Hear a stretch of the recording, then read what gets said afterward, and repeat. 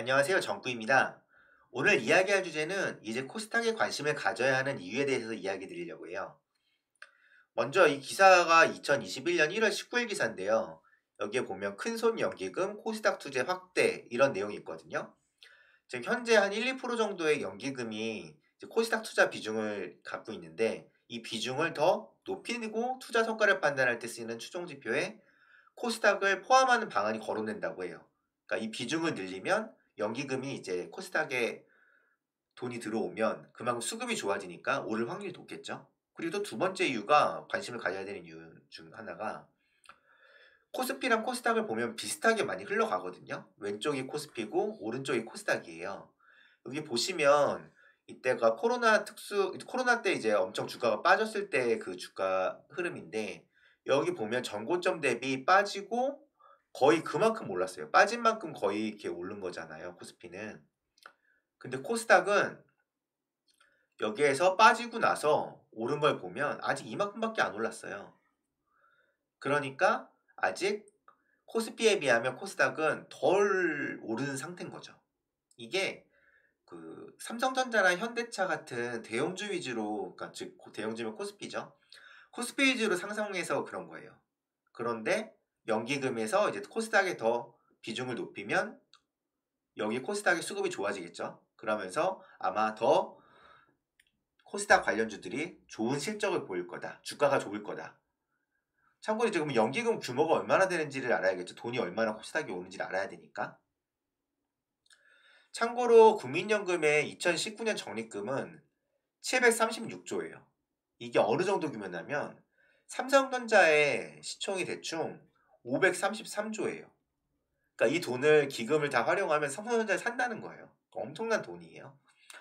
그런데 이 돈이 국내 주식에만 하는 게 아니라 채권에도 투자되고 주식도 이제 외국에도 투자를 할 거잖아요. 외국 주식에도 투자할 거고 그렇기 때문에 실제 그럼 코스닥이랑 코스피에 투자되는 돈을 얼마인가를 또 알아야 되겠죠. 그래야지 그 규모를 알아야지. 그럼 코스닥 비중을 늘리면 얼마나 더 늘어날까? 그걸 한번 제가 분석을 해봤어요.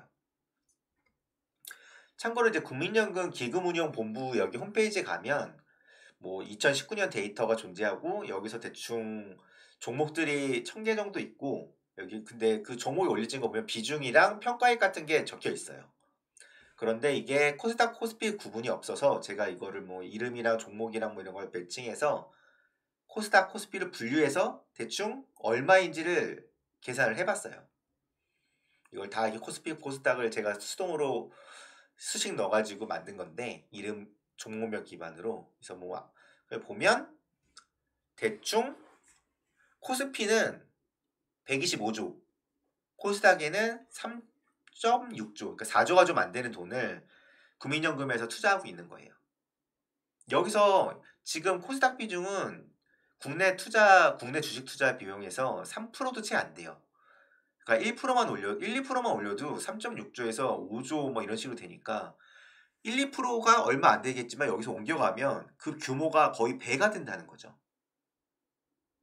그리고 요즘에 이제 꼭 국민연금만이 아니라 다른 곳에서도 이제 코스닥이 코스피 대비 덜 올랐으니까 아마 리밸런싱을 많이 할 거예요. 종목 리밸런싱을요.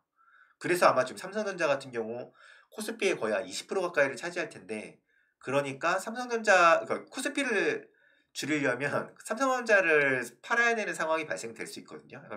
약간 그 지수를 위해서 그걸 수정을 할 때 결국은 제일 비중이 큰 걸 팔다 보면 삼성전자가 흔들리게 되는 거죠. 지금 최근에 삼성전자가 주가가 떨어지는 것도 이것도 완전 배제할 수는 없다고 저는 봐요.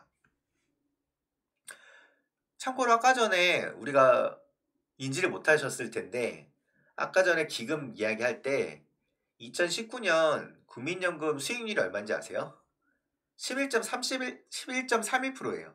수익률이 되게 좋은 거예요. 왜냐면 이때 2019년도에 보면 코스피는 그냥 거의 박스권이었어요, 거의. 그런데 11%나 수익을 낸 거죠. 채권이랑 물론 다른 투자를 했겠지만. 이 말은 연기금만 잘 따라해도 수익을 잘 낼 수 있다는 거예요. 아마 이렇게 상승장에서는 더 수익이 높겠죠, 여기는.